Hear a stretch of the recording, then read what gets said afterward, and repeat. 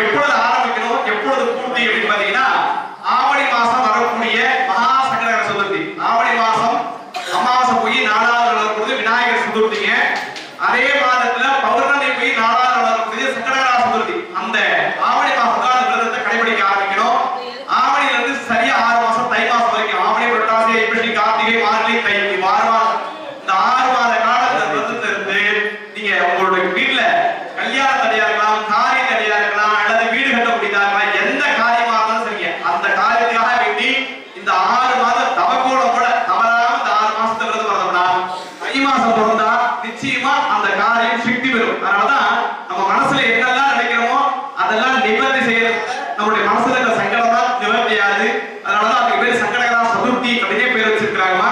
அப்படியே அந்த சங்கடகரா சதுர்த்தி எப்படி இருக்கும் அப்படின்னு கேட்டீங்கன்னா, இருக்கிறதுலே மிக கடுமையான விரதம் இந்த சங்கடகரா சதுர்த்தி விரதமும் அது போல சஷ்டி விரதம் தான். அன்று சதுர்த்தி காலையில எழுந்து குளித்தவுடன் பக்கத்துல இருக்க ஒரு விநாயகருக்கு போயிட்டு ஒரு குடம் தண்ணி சுவாமிக்கு அபிஷேகம் பண்ணிட்டு, அருகம்புல்லு, வெள்ளை இருக்கு, ஏதாவது புஷ்பத்தை போய் சுவாமிக்கு சமர்ப்பணம் செய்துட்டு அந்த நாள் முழுக்க உபதேசம் இருக்க வேண்டும். உபதேசம்னா எந்த ஆகாரம் எடுத்துக்கூடாது, பால் சாப்பிடலாம், ஏதாவது பழ வகைகள் ஏதாவது சாப்பிட்டுக்கலாம். அந்த பால்ல வந்து எந்த விதமான சக்கரை போக்குவரத்துலாம் கலக்காம வெறும் பாலா சாப்பிடணும். அப்படி அன்று முழுமையாக உபதேசம் இருந்து இரவு வரக்கூடிய சந்திரனை நம்ம வீட்டுல பச்சரிசி, பாசி பயிறு, நெய் போன்ற பொருள் எல்லாம் கலந்து, வெள்ளம் கலக்காம போன்ற பொருள் எல்லாம் கலந்து சாமிக்கு ஒரு நைவேத்திய பிரசாதம் செய்து வீட்டுல படையை போட்டு பூஜித்து வீட்டுக்கு வெளியில வந்து சந்திரனை பார்த்து தரிசிக்கிறோம். அந்த விரதத்தோட பூர்த்தியை சந்திரனை பார்த்து தரிசிக்கிறதா. அப்படி அந்த சந்திரனை பார்த்து தரிசித்தீங்கன்னா, ஏன்னா சந்திரன் வந்து மனோகாரகர், சந்திரன் மனோகாரகர். நீங்க போய் அந்த சந்திரபவனை பார்த்து தரிசித்தீங்கன்னா உங்களுக்காக அந்த சந்திரபவன் போய் விநாயகரோட ஒவ்வொரு காலமும் சொல்லிக்கொண்டே இருப்பான். அந்த பக்தர் உங்களை வழிபாடு பண்ணியிருக்கான், அவனுடைய சங்கடமா நீங்க தீர்க்கணும் அப்படின்னு சொல்லி ஒவ்வொரு நாளும் அந்த சந்திர பகவான் போய் விநாயகரை சண்டையிடுவார். அப்படிங்கிறனால அந்த சந்திரனை தரிசிக்க சொல்லக்கூடியதாக இருக்கிறது. அப்படி உங்களுடைய காரியம் என்னெல்லாம் இருக்கிறதோ அடுத்த வருஷம் இந்த நன்னாளில வரும்போது இந்த வேண்டுதலாம் நான் வச்சிருந்தேன், எனக்கு இதெல்லாம் நிறைவேற்றி அப்படின்னு சொல்லக்கூடிய வகையில நீங்க என்னெல்லாம் நினைக்கிறீங்களோ அத்தனை காரியம் ஜெயமாகணும் அப்படிங்கிறதாக விநாயகரோட வச்சு தியானம் பண்ணி சகல விதமான சங்கட நிவர்த்தி. மகாகவதையோட கூட அடி பாத்திரம் மறந்துருக்காங்க. இரண்டாவது என்ன தேவை? பணகாசு தேவை. இந்த லோகத்துல ரெண்டு நாளே இருக்கு. அருளாததுக்கு அவ்வளவும், பொருளில்லாததுக்கு இவ்வளவும் அல்ல அப்படின்னு சொல்லப்பட்டிருக்கு. அந்த அருளுக்கும் பொருளுக்கும் அதிபதி யாரு அப்படின்னு கேட்டீங்கன்னா மகாலட்சுமி, மகாவிஷ்ணு. அப்படியே மகாவிஷ்ணு மகாலட்சுமி விளக்கில் எங்க இருக்கிறாங்கன்னா இங்க ஓங்கி உயர்ந்திருக்கக்கூடிய தண்டுல பகுதி, அந்த தண்டுல பகுதி தான் மகாலட்சுமி மகாவிஷ்ணு குறிப்பிட்டிருக்காங்க. மகாலட்சுமி மகாவிஷ்ணு மனசுல வச்சு தியானம் பண்ணீங்க. 2 மஞ்சள் ராசி புஷ்பத்தை கையில வச்சுக்கணும். மகாதேவதாம் நமோ நமோ நமோ பகவதே வாசுதேவாய தன்வந்திரே சர்வாமிநாதாய லோகிநாதாய வைகுண்டபுராய ஸ்ரீ மகாவிஷ்ணுவே. அதிபதி தான் மகாலட்சுமி தான். அவருடைய கணவர் யாருங்க? மகாவிஷ்ணு. பெருமாள் கோயிலுக்கு போனா ஏன் தீர்த்தம் கொடுக்குறாங்க அப்படின்னா, நீரின்று அமையாத உலகங்கிற மாதிரி நமக்கு முதல்ல என்ன தேவைன்னா தீர்த்தம் தண்ணி தான் முதல்ல தேவை. அந்த தண்ணி இருந்தா அடுத்தடுத்த வேலைகள் தானா நடக்கும். எல்லா விதமான ஜீவராசிகளும் இந்த நீர்ல இருந்தா உற்பத்தி ஆயிடுது. அப்படி இந்த பெருமாள் கோயிலுக்கு தீர்த்தம் 3 நாள் அந்த கடையில் தீர்த்தம் கொடுப்பாங்க. அதை சாப்பிடும் போது ஆத்மதத்துவம், வித்யாதத்துவம், சிவதத்துவம் சொல்லிட்டு சாப்பிடுவாங்க. நாராயண மகேஸ்வாய மகாமாய கோவிந்தாய ரிஷிகேஷா பத்மநாபா அமோகரா அப்படின்னு சொல்லுவாங்க. அப்படி அந்த தீர்த்தத்தை சாப்பிட்டா தேகத்துல இருக்கிற நோயெல்லாம் தீரும். தேகத்துல உள்ள நோயெல்லாம் தீரும். அந்த தீர்த்தத்துல என்ன இருக்கு அப்படின்னு கேட்டீங்கன்னா, அதுல என்னெல்லாம் சேர்க்கிறாங்க அப்படின்னு கேட்டீங்கன்னா, பச்சைகற்பம், கிராம்பு, ஜாதிக்காய், ஜாதிபத்திரி, கற்பூரம், இதெல்லாம் சேர்த்து கற்பூரம் கொடுத்துருக்கீங்க. பச்சைகற்பம் இதெல்லாம் சேர்த்து ஒன்னா கலந்து அந்த தீர்த்தத்தை கொடுக்குறாங்க. அப்படியே அந்த தீர்த்தத்தை அணிதினம் நம்ம வீட்டுல தயார் பண்ணி எவ்வளவு சாப்பிடுங்க? அந்த வீட்டுல இருக்கக்கூடிய உத்திரேணி, பஞ்சவாத உத்திரேணி இருக்கு இல்லையா, அந்த உத்திரேணி 3 கரண்டி தான் சாப்பிடும். அந்த 3 கரண்டி தீர்த்தத்தை டெய்லி சாப்பிட்டா நிச்சயமா உடம்புல எந்த விதமான நோய்களும் இருக்காது. அதை சேர்க்கக்கூடிய பொருள் தான் அவனுக்கு காரணமாக இருக்கு. அப்படி இதெல்லாம் ஒரு அழகான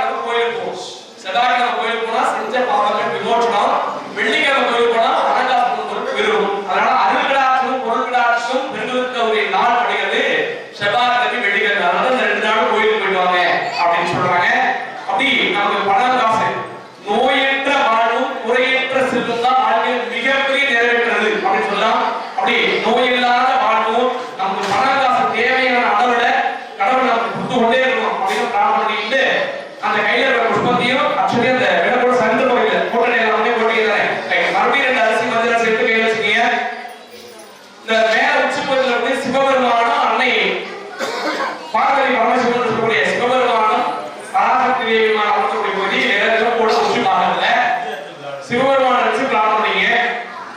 ஓம் தத்ரஹாய வித்மஹே மகாதேவாய தீமஹே ஓம் கார்த்திகாயாய வித்மஹே அன்ய மகாதேவஹே ஈஸ்வரி பிரச்சோதயாத் ஓம் மகாதேவாய கார்த்திகாயாய வித்மஹே அன்ய மகாதேவஹே தன்னோ துர்கே பிரச்சோதயாத் துர்கா பரமேஸ்வரி நமः மகாதேவாய மகாமனோதே பாதபகே சங்கரன் நாம ஜலபாதம் சக்கரபாதம் ஐரணயனாதோ ஆசனம் பத்மவீதோ நீல மகாதேவோ சீதலா மகாவாரி ஓகா சிதாதேவனாக மஹ்பியாய ஹதாய மஹ்பியோதே நமः அனைவரும் நாமம் ஜாபம் சமர்ப்பயாமி.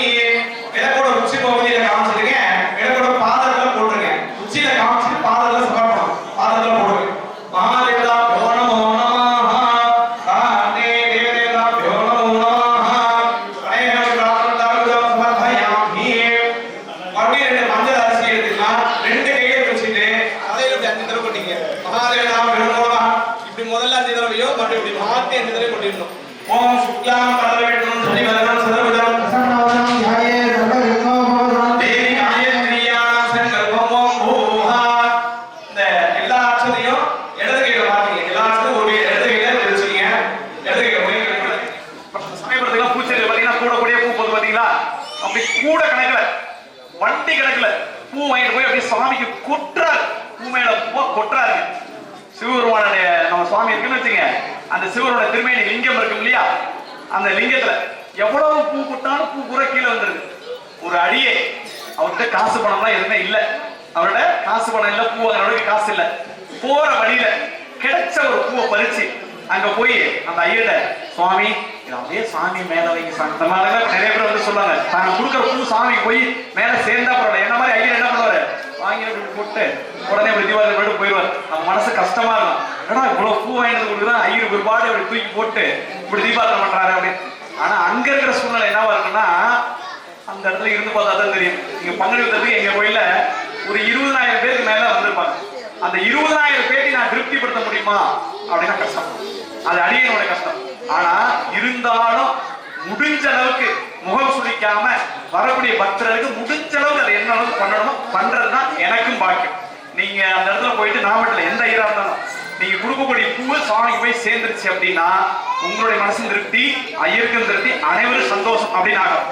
இந்த பூக்கள் எதுக்காக சொன்னோம்னா, இந்த அடியை அவர் என்ன பண்றாரு, அந்த ஒரே ஒரு பூ கொண்டு அவரு கையில கொடுத்து, சாமி இந்த பூ அப்படியே சாமி வச்சிருங்க சாமி அப்படிங்கிறாரு. இந்த கூடையா கொட்டின பூ பூரா சாமியோட கீழே இருக்கு. இந்த ஒரே ஒரு பூ மட்டும் சுவாமியோட சிரஸ்ல இருக்கு. அது ஏன் அப்படின்னா, அந்த ஒரே ஒரு பூவை பறிக்கும் பொழுது இந்த பூ சாமிக்கு போய் சேருமா சேராதா இப்படி எல்லாம் கொண்டு போறாங்க, நம்ம பூ எங்க வாங்கி போட போறாங்க அப்படிங்கிற எண்ணம் அடியனுக்கு இருந்தது. இருந்தாலும் அந்த உணர்ந்த சுவாமி உணர்ந்ததுனால அந்த நேரம் சிந்தனை யாருக்கு தோணும், ஐயருக்கு தோணணும். சாமி வரம் கொடுத்தாலும் பூசாரி வரம் கொடுக்கணுமான்னு சொல்றோம்ல, அப்படி பூசாரிக்கு அந்த நேரத்துல சிந்தனை வரணும், பரவாயில்ல ஏதோ அவர் கொண்டு வந்துரு அப்படின்னு கொண்டு போய் வைக்கணும். இது பிரசன்னம், இது பிரசன்னம். இப்ப நீங்க இதை எப்படி எடுத்துக்கணும் அப்படின்னு கேட்டா, ஐயருக்கு உங்களுக்கு சப்போர்ட் பண்றாங்கன்னா நினைச்சிட வேண்டாம்.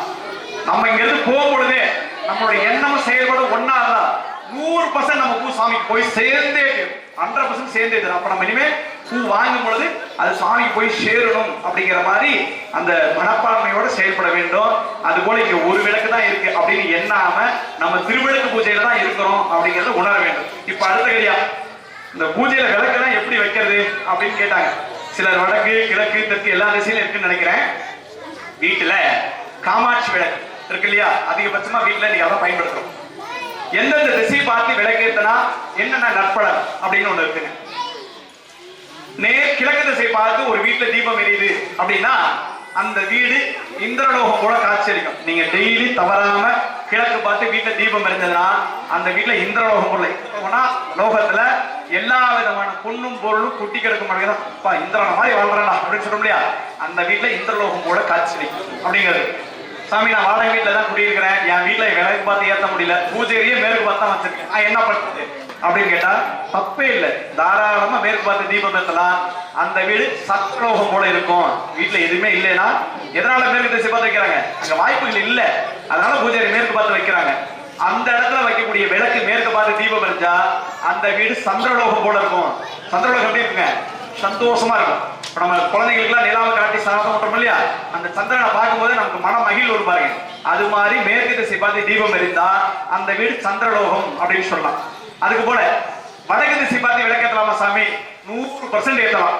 வடக்கு திசையில விளக்கேற்றினா வழக்கில் வெற்றி அப்படின்னு சொல்லலாம். நம்ம வீட்டிலேயோ இல்ல அக்கம் பக்கம் கேஸ் சண்டை சச்சரவு பிரச்சனை அப்படின்னு இருக்குன்னா அந்த பிரச்சனை தீரக்கூடிய காலம் வரைக்கும் முதல்ல உங்க வீட்டுல இருக்கிற பூஜையில் இருக்கிற விளக்க வடக்கு பார்த்து திருப்பிருங்க. வடக்கு பார்த்து விளக்கேற்றினால் வெற்றி. ஏன்னா அம்பாள் பதவிரதமான அவதாரம் எடுத்திருந்தாலும் அஸ்வரூப அவதாரம் அப்படின்னு சொல்லக்கூடிய அந்த அகோர அவதாரம் அப்படின்னு சொல்லக்கூடிய காளி நீலி சூளி அப்படின்னு சொல்லக்கூடிய அந்த துர்க்கை அம்மன் அப்படின்னு சொல்லக்கூடிய தேவிகள் எல்லாம் வடக்கு பார்த்து தான் அமர்ந்திருக்கிறாங்க. அதனால வடக்கு பார்த்து தீபம் ஏத்தினா வடக்கில் வெற்றி. சாமி எந்த திசை பார்த்து ஏத்தக்கூடாது? 3 திசை முடிஞ்சிச்சு. அப்ப எந்த திசையில ஏத்தக்கூடாதுங்க? ஏன் ஏத்தக்கூடாது? அதுக்கு கதை ஃபர்ஸ்ட்லயே சொல்றேன். ஏன் ஏத்தக்கூடாது? தெற்கு திசை யாரு? யமன் திசை. திசை நோக்கி தீபம் என்ன பயன் ஏற்படும். இப்ப விலகு யாரெல்லாம் தெக்க வச்சிருக்கீங்க, இப்ப எந்த திசையில மாத்தி வச்சுக்கலாம்? அதை முதல்ல செஞ்சிருங்க. அதை முதல்ல செஞ்சிருக்க. ஒரு தீபம் எரிஞ்சா அது எந்த திசையில மாத்தணும்? உங்களுக்கு வடக்குல வெற்றி பண்ணுமா? வடக்கு திசையில வைங்க. வீட்டுல இந்திரலோகமா இருக்கணுமா? கிழக்கு திசையில வச்சுக்கீங்க. இல்ல எங்க வீட்டுல சண்டை சத்துருவா இருக்கு சாமி, சண்டை இல்லாம இருக்கணுமா? மேற்கு பார்த்து வச்சுங்க. இது 3மே உங்களுடைய சாய்ஸ். தெற்கு பார்த்து மட்டும் வைக்க வேண்டாம். திருப்பிங்க. அடுத்தபடியாங்க கையில 2 மஞ்சள் அரிசி பூ எடுத்து கையில வச்சு நமஸ்காரம் பண்ணிக்கலாம். அதிகபட்சமா 1-2 தான் வடக்கு இருக்காது. எல்லாருமே கிழக்கு தான். இந்த லோகத்தை தான் நம்ம எல்லாரும் விரும்புறோம் போல இருக்கு. ஆமா கண்டிப்பா எல்லாத்துக்கும் அது இருக்கும்லவா. 2 கையில மஞ்சள் அரிசி பூ எடுத்து வச்சுங்க. இந்த பெண்களால செய்யக்கூடிய பூஜையானது 2 பூஜை. ஒண்ணு கோமாதா பூஜை, பசுமாடு வழிபாடு, மற்றொன்று திருவிளக்கு வழிபாடு. இந்த 2 பெண்களால செய்வதால என்ன சிறப்பு அப்படின்னு கேட்டீங்கன்னா 33 தேவர்மார்களும் இந்த பசுமாட்டிலையும் அதுபோல இந்த திருவிளக்கிலையும் அமர்ந்திருக்கிறதுனாலதான் இந்த 2ஐயும் பூஜைக்கூடிய பெண்கள். அப்படி பெண்கள் பூஜிப்பதனால அந்த 33 தேவர்மார்களையும் வழிபாடு பண்ண பலம் நமக்கு கிடைக்கும் என்பது பொருளாகும். அப்படி 33 தேவர்மார்களையும் நம்ம எல்லா சுவாமியுமே கும்பிட முடியுமா? அப்புறம் 33 கோடி தேவர்கள். 33 கோடினா எவ்வளவு? அவ்வளவு சுவாமிகள் இருக்கு. அப்ப அவ்வளவு சுவாமிகள் நம்மளால பேர் சொல்லி கொடுத்த இந்த விதத்துல லட்சார்த்தனையிலே லட்சார்த்தனை சொல்ற முடிஞ்சு லட்சத்துல அர்ச்சனை பண்றதே இல்லை. லட்சார்த்தனா ஒரு மந்திரத்தை, அதாவது 108 அஷ்டோத்திரம் அப்படின்னு சொல்றோம். அதுபோல லலிதா சம்ஸ்காரம் அப்படின்னா 1008. அந்த லலிதா சம்ஸ்காரம் எத்தனை தடவை சொன்னோம்? 10,000 தடவை சொன்னா தான் அது லட்சத்துக்கு போகும். ஆனா அத்தனை தடவை ஐயா சொல்றாங்க நிச்சயமா ஏமாத்துறாங்க. லட்சார்த்தனன் பேர் கூட முடிஞ்சு வாய்ப்பு கம்மி தான். அப்படி நம்ம எவ்வளவு பண்றங்கிறது பொருளே அல்ல, அதை எவ்வளவு வகையில சுருக்க முடியும் அந்த சுருக்கமா செஞ்சா அதை கரெக்டா செய்யும். அப்படிங்கிற மாதிரி 33 தேவர்மார்களை 3 விதமான மார்க்கமா பிரிச்சுக்கலாம். 33 தேவர்மார்களை 3 விதமான மார்க்கமா பிரிச்சுக்கலாம். அது எப்படி சுவாமி அப்படின்னா நம்ம என்ன பண்றாங்க? ஒண்ணு பட்டை போடுவோம், இல்லைன்னா என்ன பண்ணுவோம்? நாமம் போடுவோம், இல்லைன்னா என்ன பண்ணுவோம்? விஸ்வகர்மா. அவங்க என்ன பண்றாங்க கேட்டீங்கன்னா பட்டையும் போட்டு நாமத்தையும் போடுவோம். அவங்க வந்து விஸ்வகர்மா. அப்ப ஆக்கல் அழித்தல் காத்தல் என்று சொல்லக்கூடிய இந்த மும்மூர்த்தி, இந்த மும்மூர்த்தி வழிபாடு பண்ணிட்டாலே 33 தேவர்மார்களையும் வழிபாடு பண்ணதுக்கான சமம். உங்க வீட்டுல இருக்கிற உங்க எஜமான், உங்க தலைவர், உங்க வீட்டுக்காரரை பிடிச்சிட்டாலே உங்க வீட்டுல இருக்கிற எல்லாத்தையும் பிடிச்ச மாதிரி இல்லையா? அவர் என்ன பண்ணாரு? நேரம் கூட்டிட்டு கிடைக்கணுமா? இவருடைய நண்பரு கண்ணேவா இது மாமா அங்கிளை கூப்பிட்டுக்க அப்படின்னு சொல்றோம் இல்லையா? அப்படி அந்த தலைமையை பிடிச்சிட்டோம்னா கீழர்கள் ஆட்டோமேட்டிக்கா நம்மகிட்ட வந்துடும். அப்படி இந்த தலைமை அப்படின்னு சொல்லக்கூடிய ஆக்கல் அழித்தல் காத்தல், அதில் முதல்ல நம்மளை படைத்த கடவுள் யாருங்க? படைத்த கடவுள். இதெல்லாம் நம்ம குழந்தைங்களுக்கு சொல்லிக் கொடுக்கணும். யாரு படைத்தா நம்மள? பிரம்மா. படைக்கும் கடவுளான பிரம்மன். நம்ம ஏதாவது இந்த லோகத்துல எந்த வீட்டுல போய் பிறக்கணும், நம்ம என்னெல்லாம் அனுபவிக்கணும், எப்படி எல்லாம் வாழ்வில் சுகங்கள்லாம் பெருக வேண்டும் அப்படின்னு முடிவு பண்றது யாரு அப்படின்னா பிரம்மன். பிரம்மன் தான் ஒரு பிண்டத்தை பிடிச்சு போடுறார். அப்படி அந்த பிரம்மன் உங்களுடைய இந்த குத்து விளக்கு இருக்கு அப்படின்னா பிரம்மன் எந்த இடத்துல குடிகொண்டு இருக்கிறார்னா அந்த விளக்கோட விளக்கு குத்து விளக்கு தான் ஒண்ணு இருக்கானா அந்த விளக்குல கீழே இருக்கிற வட்ட வடிவமான பகுதி இருப்பாருங்க. அந்த பகுதியில தான் பிரம்மன் குடிகொண்டிருக்கார். பிரம்மனுடைய மனைவி யாருங்க? சரஸ்வதி தேவி. இதெல்லாம் நம்ம குழந்தைகளுக்கு சொல்லிக் கொடுக்கணும். பிரம்மனுடைய மனைவி சரஸ்வதி. இவங்க 2 பேரும் எங்க இருக்கிறாங்கன்னா அந்த விளக்கோட கீழே இருக்கிற வட்ட வடிவமான பகுதியில் அமர்ந்திருக்கிறார்கள் அப்படின்னு சொல்லலாம். அதனால நம்ம தலை அம்சம் எப்படி இருந்தாலும் அதெல்லாம் சிறந்து விளங்க வேண்டும் அப்படிங்கிறதுனால பிரம்மனையும் அவருடைய மனைவியான சரஸ்வதி தேவி நினைச்சு நமஸ்காரம் பண்ணீங்க. அக்கா இங்க வச்சிருங்க. அப்படி இப்படி மேல வச்சிருங்க. ஒரு விளக்கு ஏற்றி கூட வச்சிடலாங்க. ஓம் பிரம்மன் நினைச்சு நமஸ்காரம் பண்ணீங்க. ஓம் வேத வேதாத்மாய வித்மஹே ஹிரண்ய கர்ப்பாய தீமஹி तन्नो ब्रह्म प्रचोदयात् ओम वाग्देवीश विद्महे ब्रह्मपत्नीश धीमहि பூமி காரகன் செவ்வாய் அப்ப நம்ம செய்த பாவங்கள்லாம் போகணும்னா செவ்வாய்க்கிழமை கோயிலுக்கு போனோம்னா செய்த பாவம் எல்லாம் போகும் அப்படின்னு சொல்லக்கூடியது அப்ப வெள்ளிக்கிழமை சாமி கோயிலுக்கு போனா அவருதான் பொருள்காரகன் வெள்ளிக்கிழமைக்கு அதிபதி யாரு சுக்கிரன் எதுக்கு அதிபதியா இருக்காரு பணம் காசு பொண்ணு பொருள் நகை நட்டு வண்டி வாகனம் சுருக்கமா சுகமான வாழ்வுக்கு சுக்கிரனே அதிபதி அப்படின்னு சொல்றோம் அப்படி வெள்ளிக்கிழமை கோயிலுக்கு போனா சுக்கிரனுடைய அனுகிரகம் நமக்கு பெருகும் பணக்காசு பொருள் குறைவு இருக்காது அதனால வாரத்துல இந்த 2 நாள் கோயில் போனோம்னா அருள் கடாட்சமும் பொருள் கடாட்சமும் பெருகும் அப்படிங்கிறத வெள்ளி செவ்வாய்க்கு கோயிலுக்கு போங்க அப்படின்னு சொல்லக்கூடியதா இருக்கு அப்படியே சுக்கிரனுக்கு அதிபதி என்று சொல்லக்கூடிய பெருமாள் கோயில பாத்தீங்கன்னா எங்க பாத்தீங்கன்னா ஏழ்மையா இருக்கவே இருக்காது எல்லா பெருமாள் கோயிலும் மிக பிரம்மாண்டமாவே இருக்கும் அப்படின்னு சொன்னோம் அப்படி பெருமாளே பொருள் அப்படின்னு சொல்லக்கூடியதா இருக்கு பெருமாள் கோயில்ல போனா உட்காரக்கூடாது சிவன் கோயில்ல போனா உட்காரம் வரக்கூடாது அப்படி ஒரு பலன் இருக்கு பெருமாள் கோயில் போனா உட்காரவே கூடாது சாமி கும்பிட்டாமா வரவானமா வந்தமா இருக்கணும் அதை விட இன்னொரு கருத்து தெரிஞ்சுக்கணுங்க நம்ம கோவிலுக்கு போனோம்னா கோயிலுக்கு வெளியில இருக்கக்கூடிய தானம் பண்றோம் இல்லையா அந்த தானம் பண்றவங்களுக்கு நீங்க பண்றதா இருந்தா போகும்போதே கொடுத்துக்கிட்டே போடுங்க யாருக்கெல்லாம் என்ன கொடுக்கணும் நினைக்கிறீங்க போகும்போது கொடுத்துக்கிட்டே போகும்போது கொடுக்கறதுலாம் உங்களுக்கு கஷ்டம் வரும்போது வரதெல்லாம் உங்களுக்கு வரும் வரும்போது எதுக்கு யாருக்கும் கொடுக்க நேரம் கோயிலுக்கு போனா நேரம் வீட்டுக்கு வரணும் இதான் காரணம் வரும்பொழுது யாருக்கும் ஒரு பைசா கூட போடக்கூடாது ஐயருக்கே என்ன பண்ணணும் விபூதி வாங்கி பூசத்துக்கு முன்னாடி காசை போடணும் விபூதி வாங்கிட்டு காசு போடக்கூடாது தட்டுல போடும்போது கூட காசை போட்டுட்டு விபூதி வாங்கிக்கலாம் போட விருப்பம் தான் சொல்றேன் போட்டே ஆகணும்னு சொல்ல வரல சொல்றேன் அப்படி அந்த நம்ம ஏதாவது தானம் கொடுத்தனாலும் போகும்போதே கொடுத்துட்டே போயிடும் அப்படி அருள் கடாட்சமும் பொருள் கடாட்சமும் வழங்கக்கூடிய பெருமாளுடைய மனைவி இருங்க இது எல்லாத்தையும் 100% தெரிஞ்சுக்கணும் அவருடைய மனைவி லட்சுமி தேவி அந்த லட்சுமி தேவியும் பெருமாள் குடிவத்திற்குடைய ஓங்கி உயர்ந்து நிற்கக்கூடிய இந்த தண்டலம் வாழ்க்கையில எது வேணாலும் நம்ம போதும் அப்படின்னு சொல்லிடுவோம் பணம் காசு கொண்டு மட்டும் போதுங்கிற திருப்தியே நமக்கு எழும்பாது அதனாலதான் இந்த விளக்கு ஓங்கி உயர்ந்து நிற்கக்கூடிய கம்பீர பகுதியில் குடிகொண்டு மகாவிஷ்ணு குடிகொண்டிருக்கிறாரு இந்த மகாலட்சுமி பணம் காசுகள் அதிபதி ஆனா மகாவிஷ்ணுடைய ஸ்லோகமே என்ன அப்படின்னா பெருமாள் கோயில ஏன் தீர்த்தம் கொடுக்குறாங்க அப்படின்னா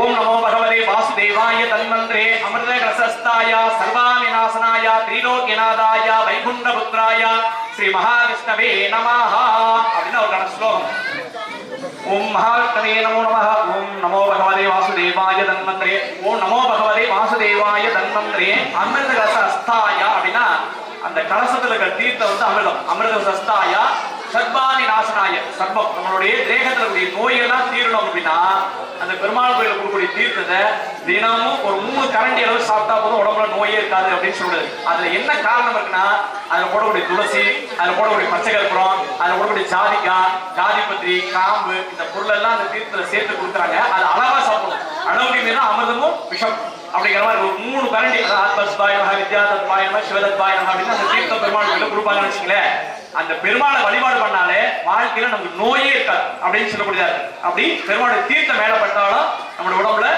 எந்த விதமான நோய்களும் இருக்காது அப்படின்னு சொல்றதுக்கு நம்ம வீட்டுல யாருக்காவது பெரியவங்க இருந்து சின்னவங்க இருந்து என்ன விதமான நோய்கள்லாம் இருக்கோ அந்த நோய்களாம் சங்கரமாகி வாழ்க்கையில் நல்ல திருப்தியாக பெருக வேண்டும் மருத்துவ செலவு நமக்கு இருக்கக்கூடாது அப்படின்னு நான் சுவாமி நினைச்சு பிரார்த்தனை பண்ணீங்க பூ 2 எடுத்து கையில வச்சுங்க மஞ்சள் அரிசி 2 எடுத்து கையில வச்சுங்க அது மாதிரி பணம் காசு எங்க வீட்டுக்கு நிறைய சம்பாதிக்கணும் நகைலாம் 60,000 தாண்டி போய்கிட்டு இருக்கு 1 லட்சம் வரதுக்காண்டி கொஞ்சம் வாங்கி கொடுத்துருமாமா அப்படின்னு அவரையும் கொஞ்சம் மனசுல நினைச்சு பிரார்த்தனை பண்ணிக்கீங்க மகாதேவதாப்யோ நமோ நமஹ நமோ பகவதே வாசுதேவாய தன்வந்திரே அமிர்த ரசஸ்தாய சர்வாணி நாசனாய திரிலோக்யநாதாய வைகுண்டபுத்ராய கருடவாகனாய ஸ்ரீ மகாவிஷ்ணுவே நமோ நமஹ நாராயணாய வித்மஹே வாசுதேவாய தீமஹி தன்னோ விஷ்ணு பிரச்சோதயாத் மகாவிஷ்ணவே நமஹ ஓம் மகாதேவீஷ வித்மஹே விஷ்ணுபத்னீஷ தீமஹி தன்னோ லக்ஷ்மி பிரச்சோதயாத் மகாலட்சுமியே நமோ நமஹ விளக்கோட திருவடியில சுவாமியோட பாதத்துல வச்சுட்டு மறுபடியும் இந்த விளக்கத்துக்கு நமஸ்காரம் பண்ணீங்க தனம் தானியம் படபத்ரலாபம் சதகம் பத்ரம் தீர்க்கமாயுஹோ மறுபடியும் அந்த 108 போட்டு எடுத்து வச்சுங்க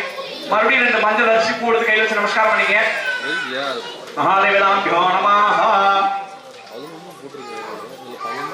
மும்மூர்த்தியில் முதல் மூர்த்தியாக வரக்கூடிய சிவபெருமான் சிவபெருமான் வச்சு பிரார்த்தனை பண்ணீங்க விளக்கிற திருவிழா கூடிய 5 முகங்கள் அந்த 5 முகத்துல சுபகாரியம் பொழுது 5 முகத்தையும் ஏன் விளக்கேற்றோம் அப்படின்னா அந்த திருவிளக்கில் கூடிய 5 முகத்துல ஒரே ஒரு முகமத்தை ஏற்றி வழிபாடு பண்றோம்னா அதுக்கு பேரு ஏகபலம் அப்படின்னு பேரு இந்த இடத்துல ஒரு லைட் மட்டும் எரியுதுன்னு வச்சுங்க அதுக்கு தகுந்த வெளிச்சம் தான் இருக்கும் அது 2, 3, 4 இருந்தா இன்னும் கொஞ்சம் ஜோதியா இருக்கும் இல்லையா அப்படி ஒரு விளக்கு ஏத்தனா ஏகபலம் 2 முகம் ஏற்றி வழிபாடு பண்ணா குடும்ப ஒற்றுமை. அண்ணன் பங்காளி அண்ணன் தம்பிலாம் சண்டை செஞ்சுருவா இருக்காங்கன்னா அந்த அம்மா என்ன பண்ண தாய் 2 மகனை பெற்றிருக்காங்க, சண்டை செஞ்சுருவா இருக்காங்க, மகன் 2 பேரும் ஒற்றுமையா இருந்தா 2 முகம் விளக்கேற்றி வழிபாடு பண்ணோம்.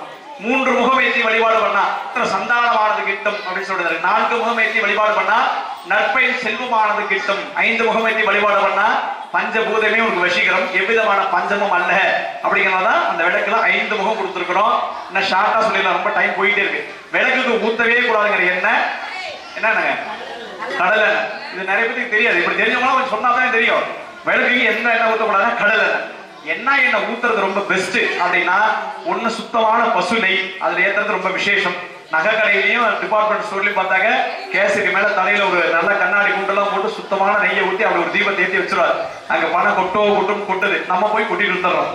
அப்படி நம்ம வீட்லயும் பணம் கொட்டணும்னா அந்த சுத்தமான பசு நெய்யில தீபம் ஏற்றோம்னா இந்த வீடே ரம்மியமான வாசனையா இருக்கும். பஞ்சு திரி போட்டு பசு நெய்யில விளக்கேற்றோம்னா வீட்டுல அப்படியே வாசனையா இருக்கும். அந்த ரம்மியம் இருந்ததுனால வீட்டுல மகாலட்சுமி குடி உள்வா அப்படின்னு பொருளாக இருக்கிறது. அடுத்தது நம்மளுடைய கஷ்டங்கள்லாம் போக வேண்டும் அப்படின்னா சுத்தமான நல்லெண்ணெய். கடையில போயிட்டு விளக்கு குத்துற நெய் கொடுங்க, விளக்கு குத்துற எண்ணெய் கொடுங்க அப்படின்னு கேட்காம சுத்தமான நல்லெண்ணெயா அப்படின்னு கேட்டு அந்த சுத்தமான நல்லெண்ணெய் பயன்படுத்துறது அவ்வளவு சிறந்தது. அப்படி எத்தனை எண்ணெய் இருந்தாலும் நல்லெண்ணெய் தீபம் ஏற்றுவதும் சுத்தமான பசு நெய்யில தீபம் ஏற்றுவது ரொம்ப விசேஷம். இதெல்லாம் நீங்க அப்படியே ஃபாலோ பண்ணீங்கன்னா இன்னும் நம்ம நல்லா சிறந்து விளங்கலாம். சிவபெருமானை வச்சு பிரார்த்தனை பண்ணீங்க. அடிக்கும்படான சிவபெருமான் நம்முடைய கஷ்டங்கள்லாம் எவ்வளவு இருக்குதோ சிவன் கோயில போயிட்டு சிவசிவா அப்படின்னு உட்கார்ந்து வந்துட்டாலே நம்ம கஷ்டம் பூரா போயிடும் அப்படிங்கறதா பொருளாக இருக்கிறது.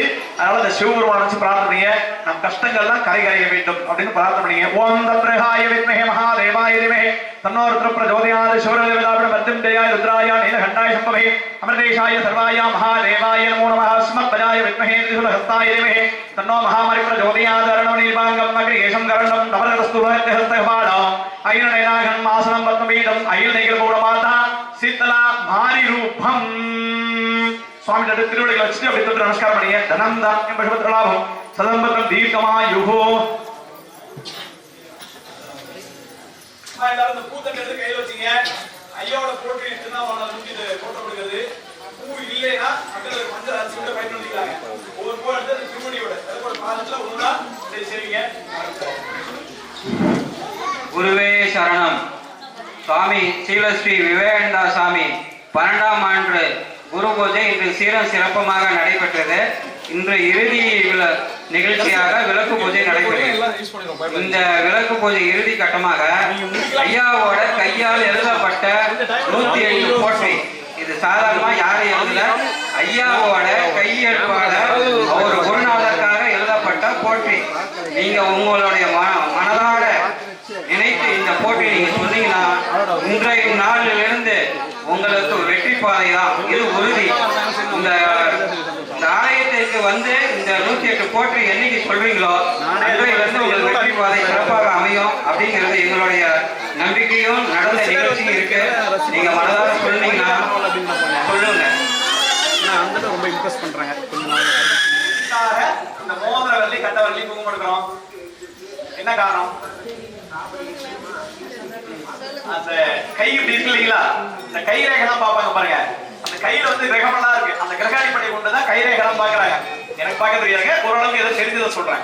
இப்படி கையெழுத்து இப்படி சுவாமி கும்பிடும் பொழுது முதல்ல இருக்கிற சிண்டுவல் என்ன சொல்லுதான், சுவாமியை பார்த்து தரிசிக்கூடிய அனுகிரகம் எனக்கு தான் கிடைச்சிருக்கு, அதனால இந்த விரல்லையே சிறந்து விளங்குறத நான் தான், அதனால எனக்கு தான் முதல் பலன் அப்படின்னு இந்த சிண்டுவரல் சொல்றான்.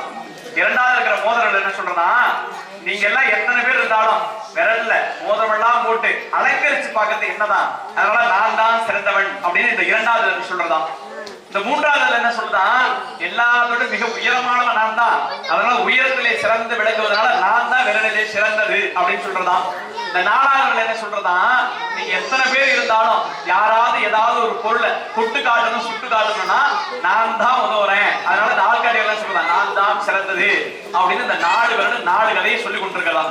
இந்த கட்டவர்கள் எதுவுமே பேசாம கம்முன்னு அமைதியா இருக்கலாம். என்ன காரணம்? என்னங்கா, கட்டவர்கள் எதுவுமே பேசலையாம், ஆனா அது ஒரு சமயத்துல பேசும். எப்ப பேசும்? கட்டவர்கள் அமைதியா இருக்கும், ஆனா ஒரு டைம் பேசும். எப்ப பேசும்? கரெக்ட். எங்க நிக்குது? ஜெயிக்கிறதுல பேசுது. அப்ப இந்த 4 விரல் தான் நீங்க, இந்த ஒரு விரல் தான் உங்க கணவர் அப்படி சொல்ல முடியும். இந்த கட்ட விரல் அப்படி அப்படின்னு சொல்லக்கூடிய கணவர். இந்த ஒரு விரல் இல்லைன்னா இந்த 4 விரல் வச்சு நம்ம ஏதாவது பண்ண முடியுமா? ஒரு பொருளை எடுக்க கூட முடியாது. 4 விரல் தான், ஆனா எடுக்க கூட முடியாது. அதுக்கெல்லாம் சப்போர்ட்டா யாரு இருக்கா? கட்ட விரல், கணவர் அப்படின்னு சொல்லக்கூடிய விரல். பக்காக்கு சண்டை ஆச்சுன்னா என்ன பண்ணுவான்? கணவர் இல்லாத போது பொறுமையா பேசுவான். வந்துட்டாதான் இப்பவாடி எங்க வீட்டுக்காரர் வந்துட்டாரு பாத்துக்கலாம் அப்படி இல்லையா? அப்படி வாழ்க்கையில சேலஞ்ச் பண்றதுக்கு இந்த கட்ட விரல் தான். அப்ப நீங்க வாழ்க்கையில சேலஞ்சா இருந்ததுன்னா யார் தேவை? கணவர். கணவர் சொல்லக்கூடிய விரல் தான் கட்ட விரல். இந்த விரகத்துல கிரகம் அப்படின்னு எடுத்துக்கிட்டோம்னா முதல்ல இருக்கிற ஆன்மீகம், முதல்ல தரிசிக்கிறது இல்லையா? இந்த முதல் விரல் வந்து கேது, இரண்டாவது விரல் சுக்கரன். சுக்கரன் தான் அந்த பண்புடுகள அதிபதி, மோதிரம் போடுறதுக்கான காரணம் சுக்கரன். மூணாவது விரல் அப்படின்னு பாத்தீங்கன்னா புதன், கல்வியில சிறந்து விளங்கினா புதன் கல்விக்கு அதிபதி. மூணாவது விரல் அப்படிங்கிறது புதன். நாலாவது விரல் அப்படிங்கிறது சந்திரன். அதனாலதான் நிலாவை தொட்டு காட்டும் போது இந்த விரல் தான் அதிகமா போகும். 4வது விரல் சந்திரன், 5வது விரல் செவ்வாய். அப்புறம் இடது கையில வந்து ராகு, கேது, சனி, இதெல்லாம் இந்த கையில மாந்தி அப்படின்னு சொல்லக்கூடிய புளூட்டோங்கிறதெல்லாம் இந்த கையில லெப்ட்ல வந்து, ரைட்ல இருக்கு இத்தனை கிரகம் அப்படின்னு சொல்லக்கூடியதா இருக்கு. அப்ப இந்த மோதிர விரல் இருக்கு இல்லையா? மோதிர விரல் அப்படின்னா சுக்கரன்.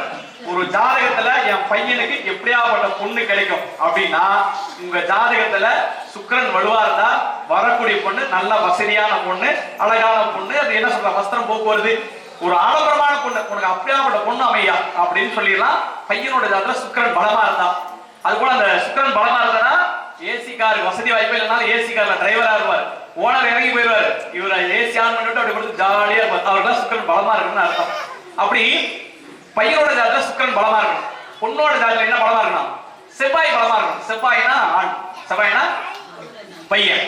பொண்ணோட ஜாதகத்துல செவ்வாய் பலமா இருந்துச்சுன்னா சூப்பரான மாப்பிள்ளை கிடைப்பார், ரொம்ப தைரியமானவர் அப்படின்னு சொல்லலாம். அந்த செவ்வாய் வந்து கத்தி, புத்தி, யுக்தி, சக்தி அப்படிங்கறதெல்லாம் இந்த செவ்வாய். செவ்வாய் வந்து ஒரு ஜாதகத்துல பெண்ணோட ஜாதகத்துல பலமா இருந்ததுன்னா அவருக்கு நல்ல மாப்பிள்ளை கிடைப்பார் அப்படின்னு பொருளாகும். அதனாலதான் கல்யாணம் தடையாச்சுன்னா செவ்வாய்க்கு அதிபதியான முருகன் கோயிலுக்கு அதிகமா போய் வழிபாடு பண்ண சொல்லுவாங்க அப்படின்னு சொல்லுவாங்க. சாமி எங்க ஜாதகத்துல செவ்வாய் தோசைங்கிறாங்க, நீங்க வேற செவ்வாய் நல்லதுங்கிறீங்களே அப்படின்னா செவ்வாய் பலமா இருக்கணும். செவ்வாய் தோசை பத்தி கவலையே பட வேண்டியதுல. அடுத்த தடவை புத்தக பூஜை செவ்வாயை பத்தி நிறைய பேசலாம். இந்த தடவை நிறைய பேசினோம்.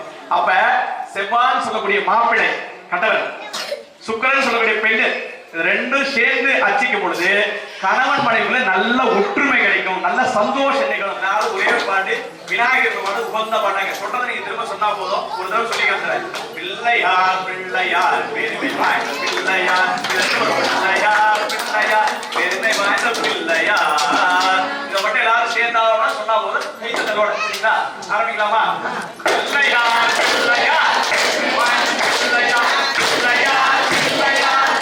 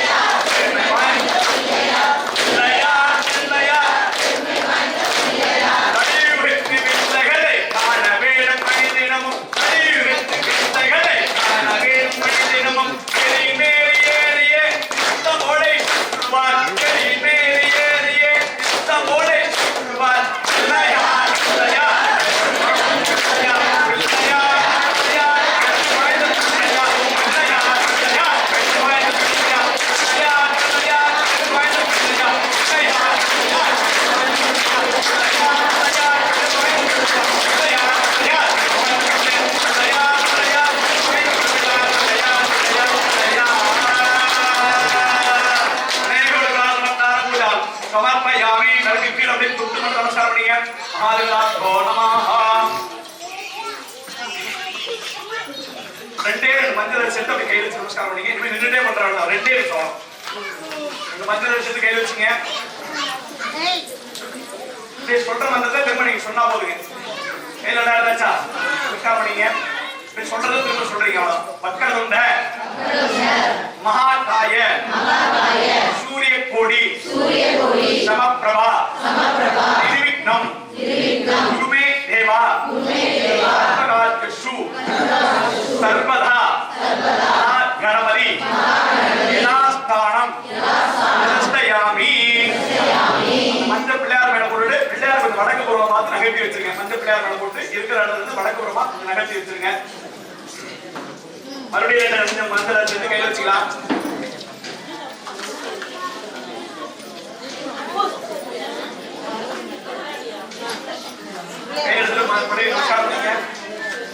மறுபடியும் சொல்றது திரும்ப சொல்லுமா. சர்வமங்கல மாங்கல்யே சிவே சர்வார்த்தே சாதகே சரண்யே த்ரியம்பகே கௌரி நாராயணி நமஸ்துதே யதாஸ்தானம் பிரதிஷ்டயாமி. விளக்கோட பாதத்துல போட்டு விளக்கு கிழக்கு புறமா ரைட்டா தள்ளி வச்சுங்க. மகாதேவதாபியோ நமஹ. கிழக்கு புறமா தள்ளி வச்சுங்க. அப்படியே அந்த வெத்தலையில இருக்கிற குங்குமம் இருக்கு இல்லைங்களா, அந்த குங்குமத்தை அப்படியே அழகா எடுத்துங்க. வெத்தலையில இருக்கிற குங்குமத்தை எடுத்துங்க. கல்யாண மாணவர்கள்னா வாக்கு போட்டு நெத்தி போட்டு அத்தனை வண்ண குங்குமத்தை எடுத்து கல்யாண மாணவர்கள்னா வாக்கு போட்டு நெத்தி போட்டு வச்சுக்கலாம். கல்யாணம் குழந்தைங்க நெத்தி போட்டு மட்டும் வச்சுக்கீங்க.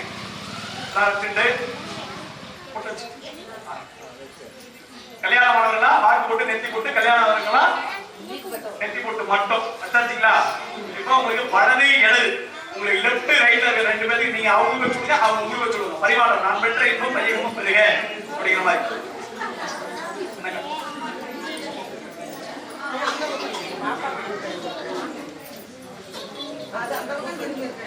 இந்த குங்குமத்தை போய் உங்க வீட்டுல பூஜை வராதவங்களுக்கு நீங்க பிரசாதமா ஏதாச்சும் கொடுக்கலாங்க. சரிங்களா? வச்சாச்சா திரும்ப குட்டிங்க வைக்கலாமா? வைக்கலாமா? 100% வைக்கக்கூடாது. கோவில்ல போனா நீங்க பண்ற மிகப்பெரிய தவறு தான். இந்த தாலி கட்டும் போது கரிமரம்னா கூட தாலி கட்டுற சம்பிரதாயம் இருக்கு. தர மாதிரி நினைக்கிறேன். நீங்க பண்ணக்கூடிய விஷயம் என்ன அப்படின்னா ஒவ்வொரு கோத்திரத்துக்கும் ஒவ்வொரு விதமான தாலி இருக்கும். ஒவ்வொருத்தருக்கும் தாலிகள் டிஃபரெண்டா இருக்கும். உங்களுடைய கோத்திர தாலி அப்படிங்கிறது எப்படி இருக்கும்? ஒவ்வொரு கோத்திரத்துக்கும் ஒவ்வொரு விதமான தாலி டிஃபரெண்டா இருக்கும். இந்த கொம்பு தாலி அப்படிம்பாங்க, சிவனுடைய லிங்கெல்லாம் போட்டு பட்டையெல்லாம் போட்டு. அது போல பெருமாளுக்கு அப்படின்னா அது ஒரு தாலி வித்தியாசமா இருக்கும். புட்டு தாலின்னு சொல்லுவாங்க. இப்படி நிறைய இருக்கு. அவங்க மதத்துக்கு ஏற்ற மாதிரி இருக்கு. அந்த தாலிய கட்டி கணவர் தவிர மற்றொரு அறியக்கூடாது. சமயங்கள் யார் பார்க்கணும்? கணவர் மட்டும்தான் பார்க்கணும். வேற யாரும் பார்க்கவே கூடாது. நீங்க கொடி போட்டிருந்தாலும் சரி, இல்ல மஞ்சள் கயிறு போட்டிருந்தாலும் சரி, என்ன இருக்குது அப்படின்னு வெளிப்புறம் காட்டக்கூடாது. இன்னொரு விஷயம், இது பண்ணக்கூடாதுங்கிறது ஒண்ணு. நம்ம எங்கேயாவது பெரிய கோவிலுக்கெல்லாம் போயிருக்கோம்னா அப்படி எடுத்து இப்படி எல்லாம் வச்சோம்னா யாருக்கு கடவுளுக்கு கை காட்டும் விதமா போயிடும், அழகா வச்சுட்டு போயிடும்.